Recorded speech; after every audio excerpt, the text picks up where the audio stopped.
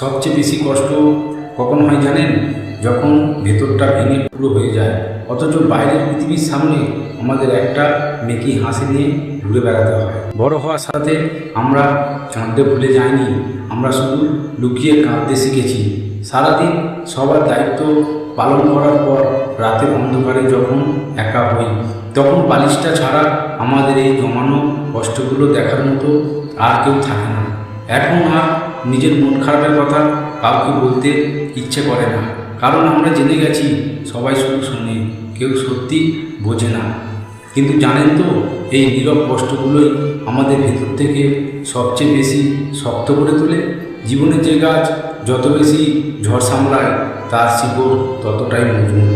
কারণ এই একা লড়াই কেউ না দেখুক, আপনি তো দেখছেন, হাল ছাড়বেন না। এই লড়াইয়ে একদিন আপনি ঠিক জিতবেন। মন খারাপের দিনে একটু ভরসা পেতে পজিটিভের সাথে যুক্ত থাকুন।